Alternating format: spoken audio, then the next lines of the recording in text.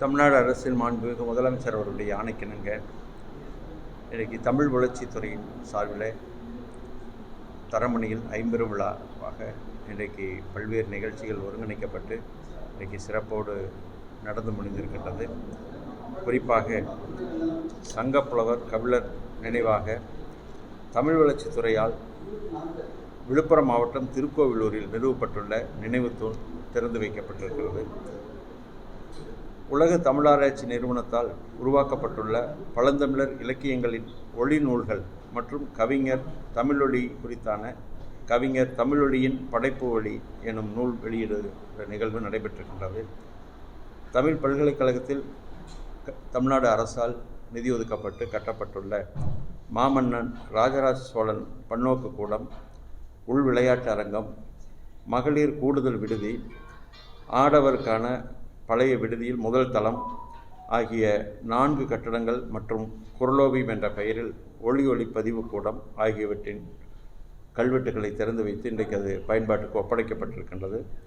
செந்தமிழ் சொற்பிறப்பியல் அகரமுதலி திட்ட இயக்கத்தின் சார்பில் தேவநாய பாவனார் விருது, வீரமாமுனிவர் விருது, நற்றமிழர் பாவலர் விருது, தூய தமிழ் பற்றாளர்கள் விருது என ஏறத்தாழ சுமார் 25 விருதுகள் வழங்கப்பட்டிருக்கின்றது இன்றைக்கு. எனவே இதெல்லாம் சிறப்பாக இந்த நிகழ்ச்சி நடந்து முடிந்திருக்கின்றது. முத்தமிழறிஞர் ஐயா கலைஞர் அவர்கள் தன்னுடைய உயிருக்கு நிகராக மதித்தது தமிழ். எனவே அந்த தமிழ் வளர்ச்சி துறையின் சார்பில் இன்றைக்கு அவர் என்னென்ன முன்னெடுப்புகள் எடுத்தார்களோ அதே வழியில் இன்றைக்கு நம்முடைய மாண்புமிகு முதலமைச்சர் அவர்களும் தமிழ் வளர்ச்சிக்காக பல்வேறு ஆக்கப்பணிகளை இன்றைக்கு உத்தரவிட்டு அவர்கள் செய்து வருகின்றோம்.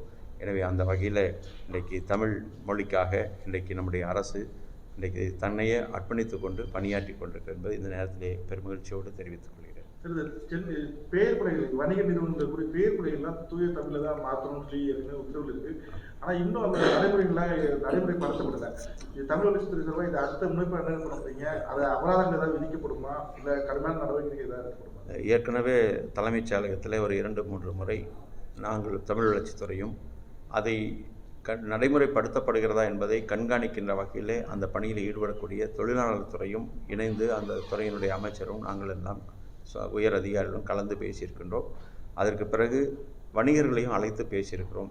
சங்கங்களினுடைய பிரதிநிதிகளை அவர்களும் இதற்கு நிச்சயமாக ஒத்துழைப்பு வழங்குகிறோம் என்று அவர்களே தன்னார்வலாக இன்றைக்கு நாடிக்கொண்டிருக்கின்றார்கள். அந்த வகையிலே கூட கடந்த மார்ச் 1ஆம் தேதி நம்முடைய சென்னை மயிலையிலே அவர்கள் ஏற்கனவே இருந்த ஆங்கில பெயர் பலகைகளை எல்லாம் இறக்கிவிட்டு தமிழுக்கான அங்கீகாரம் வழங்குகின்ற வகையில் அந்த தமிழ் அதேபோல் ஆங்கிலம் மற்ற பிற மொழியும் இடம்பெறக்கூடிய வகையில் அரசினுடைய விதிமுறைக்கு உட்பட்டு அந்த பெயர் பலகையை புதிதாக பொருத்துகிற பணியில் ஈடுபடுத்தி கொண்டார்கள்.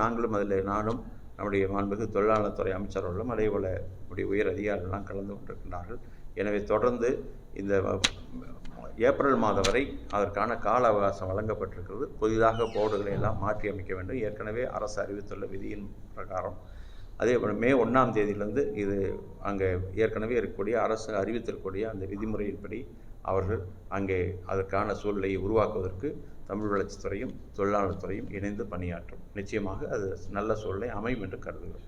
சார், மத்திய அரசு நிறுவனங்களில் வங்கி மற்றும் ரயில் நிலையங்கள் போன்றதெல்லாம் விண்ணப்பங்கள்லாம் தமிழ்லேயே இருந்தது. ஆனால் இப்போ நம்ம ஆங்கிலம் மற்றும் ஹிந்தியில தான் கலந்துருக்கு. இப்போ அது மீண்டும் அந்த விண்ணப்பங்கள்லாம் தமிழில் மாற்றுறதுக்கு ஏதாவது முயற்சி? அது சம்பந்தப்பட்ட துறையினுடைய உயர் அதிகாரிகளுக்கும் இன்னும் சொல்லப்போனால் ஒன்றிய அரசின் சம்பந்தப்பட்ட அமைச்சருக்கும் நம்முடைய மாண்புமிகு முதலமைச்சரோடு கலந்து தமிழ் வளர்ச்சித்துறையின் சார்பில் நிச்சயமாக அவர்களுக்கு அறிவுறுத்துவதற்கான நடவடிக்கைகள் எடுக்கப்படும். பாதகம் செய்பவரை கண்டால் நாம் பயங்கொள்ளலாகாது பாப்பா, மோதி மிதித்து விடு பாப்பா, அவர் முகத்தில் உமிழ்ந்து விடு பாப்பா.